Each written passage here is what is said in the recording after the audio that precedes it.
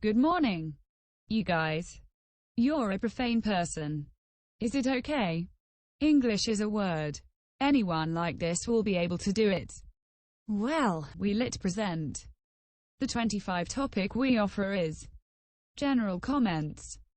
Ian O'Byrne, an assistant professor of education at the College of Charleston, wrote, as an educator and researcher who studies these digital places and tools, I'm in front of screens a lot. I experiment and play in these spaces. I'm also writing and researching the impact of these screens and their impact on the well-being of others as it relates to children and adolescents. The problem in this is that one of the other hats that I wear is as a parent and husband. I am not only critical of my engagement and use of these digital technologies, but I'm also cautious, cognizant of their role as a mediator in my relationships with my children and significant other. These screens and digital tools play a strong role in our lives and interactions in and out of our home. In our home we have screens and devices all over the place. We have a video server that is ready to serve content to any one of these screens on demand. We have voice-assisted devices listening and waiting for our commands.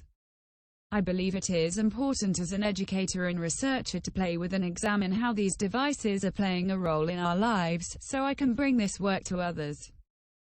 Even with these opportunities, I'm still struck by times when technology seems too intrusive. This is plainly evident when I'm sitting with my family and watching a television show together, and I'm gazing off into my device reading my RSS feed for the day. Previously I would enjoy watching the funniest home videos and laughing together. Now, I am distant. The first thing in the morning when I'm driving my kids into school and stop at a red light. Previously I would enjoy the time to stop, listen to the radio, look at the clouds or bumper stickers on cars around me. Now, I pull out the phone to see if I received a notification in the last 20 minutes.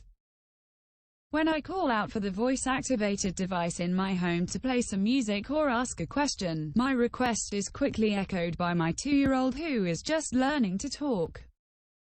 She is echoing these conversations I'm having with an artificial intelligence.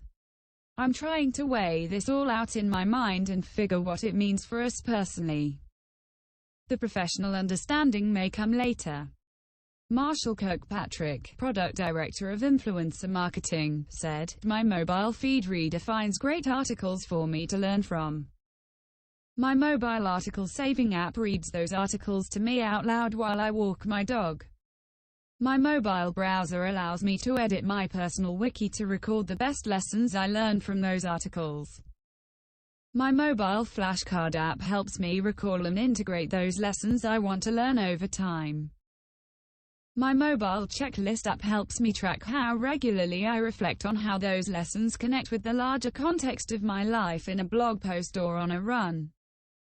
There are costs to mobile connectivity, but there are so many incredible benefits. Fred Baker, an internet pioneer and longtime leader with the Internet Engineering Task Force, wrote, "To my way of thinking, it's about control. If I'm in control of the electronics, they are a benefit, but when they get out of control they are an irritation and an interruption. My family and friends giggle about the frequency with which I pull out my telephone to investigate a TV show's facts or other things. That said, I have access to that now, where I once upon a time did not. On the other hand, I have also had the experience of talking with a customer in Japan while my family in the US woke up and started texting each other, and I all of a sudden have to deal with my telephone." Stephen Abram, CEO of the Federation of Ontario Public Libraries, wrote, "On a personal level, I'm more connected with my wider family. Relationships with friends whom I see only occasionally, maybe annually in person at conferences, continue throughout the year. I now know many business acquaintances on a deeper level and have better relationships as a result. I dislike the word hyperconnected, since it implies a little hyperactivity, a known disorder. I see this as a controllable issue where personal choices are made. When circumstances such as travel, weather, disability or distance create the opportunities for sustained loneliness to happen, the digital world bridges some of the gap. In my case, sustained periods on the road in airports and hotel rooms are greatly ameliorated by connecting with friends. David J. Krieger, director of the Institute for Communication and Leadership located in Lucerne, Switzerland, observed digital connectivity enables a seamless flow of communication and association with regard to many different concerns and interests. This augments community and embeddedness and thus well-being. Mark Patonord, Vice President and General Manager of Cloud Technologies at ePrint, said, "I certainly don't want to fool anyone into believing that digital advancement has been a panacea of beautiful things. However, I can remember the first time my car stopped for me in a dangerous situation automatically, or stopped when I was backing up when it perceived a danger. Then there's printing and storing terabytes of digitally compressed images on a smartphone and being able to access a document or image from 20 years ago in seconds using the cloud. I can remember we had about 100 people around a large projector outside, watching the last concert of the Tragically Hip and the home network went down. I plugged in my iPhone, went to the concert URL site, and projected live on a 10-foot screen from my cellular device. Wow and double wow." Aka Harvey, co-founder, COO and IT engineer at Traveler Inc., said, 15 years back, when I first had my first PC, I now was empowered with a tool that helped me write digital notes, play more exciting games and gain general knowledge about how the technology worked. At my age 10, I gained knowledge in the workings of these things that it contributed to my brilliance in school, especially on the subject. Few years later, when we'd gain access to the internet, a whole new change took place. I discovered so many more opportunities, as one could now connect with the rest of the world to share, search and find information about anything.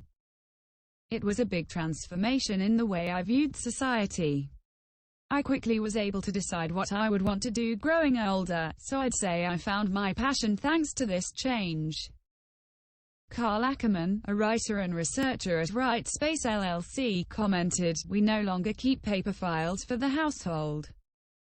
Photographs are displayed on a digital screen instead of a photo album. We can track where our kids are driving with a phone app. We buy our train tickets with an app that has a scanning barcode. We sometimes text friends instead of phoning. We pay bills online." Rich Salt, principal engineer at Akamai Technologies, said, "I have made my living in this field since before there was the internet and before the web. I enjoy helping people communicate. Social media has helped me reconnect with high school friends, email with college friends, etc." Maureen Hilliard, IT consultant and vice chair of the at-large advisory committee of the Internet Corporation for Assigned Names and Numbers, ICANN, wrote, "I live in an isolated little island in the Pacific. It is in the middle of millions of square kilometers of ocean, but we rely on tourism for our livelihood, so our small, main island is usually packed with tourists. We have a monopoly telecom and get reasonable internet service from an O3B satellite, but for local islanders who make their living working in the hospitality industry, the cost of internet is very expensive. Broadband costs for 20 gigabytes a month costs, in New Zealand dollars, $139 on top of telephone hire and connections.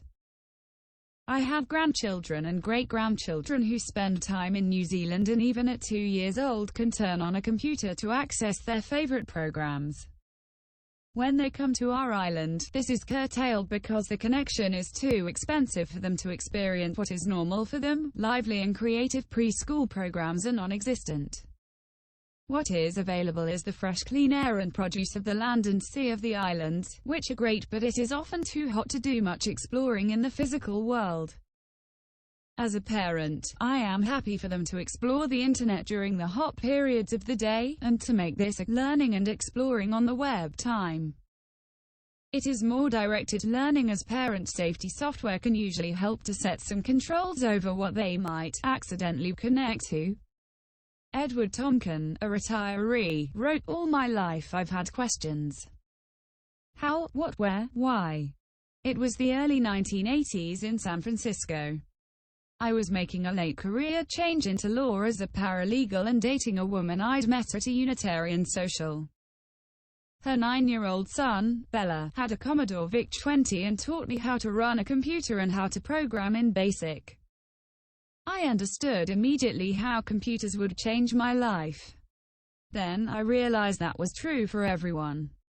We were suddenly able to acquire, store, manipulate and query massive amounts of information, data, about anything. I made a nice 25-year career out of creating litigation support databases. Then I found the internet in 1986 and my world expanded infinitely. This was before the web came into existence as a subset of the internet. I'd already been exploring BBS online bulletin board sites and one day found a backdoor in a public library's nascent internet connection and had another mental explosion at all the information that was at my fingertips. Today I'm old and disabled, but I can sit in my living room at my computer and explore the whole world far better than I ever could before. This is all more than I could have ever hoped for 50 years ago. Internet Hall of Fame member Bob Metcalfe, co-inventor of Ethernet, founder of 3Com, and a professor of innovation at the University of Texas at Austin, wrote the people complaining most about the pathologies of the hyperconnected life own or work for the old media, which once had more of a monopoly on setting society's agenda.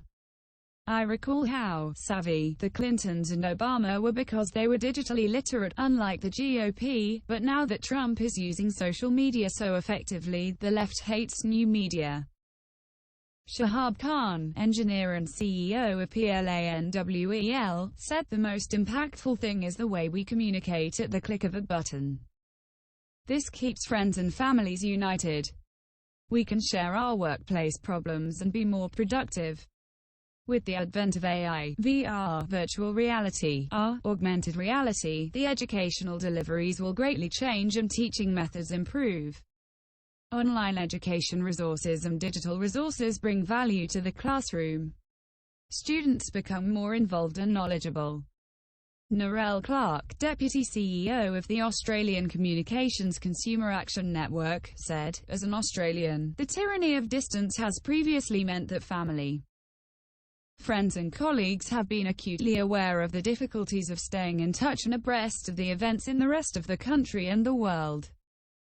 Our contemporary hyperconnectedness means that we can remain tightly connected at the professional and personal level despite being on opposite sides of the world." Ruth Ann Barrett, an information curator at earthsayers.tv, wrote, 10 years ago I invested money in the development of a search engine that remains well ahead of the times and may never be monetized in the way envisioned. Who knows? The search engine has enabled me to build a database of sustainability voices, those speaking on behalf of Mother Earth and her children. This work has sustained me through moments of despair when so-called leaders deny substantiated claims regarding global warming and extreme climate events. The work has put me in contact with scientists, environmental campaigners and people from all walks of life worldwide. Without the web, what I am able to accomplish would not be possible. My guidebook remains The Gutenberg Galaxy, The Making of Typographic Man, by Marshall McLuhan. I remember the day a technical person who had attended a presentation at Stanford University on the World Wide Web came back to work, pulled me aside and told me what he had seen and heard and how the world was about to change. Thank you.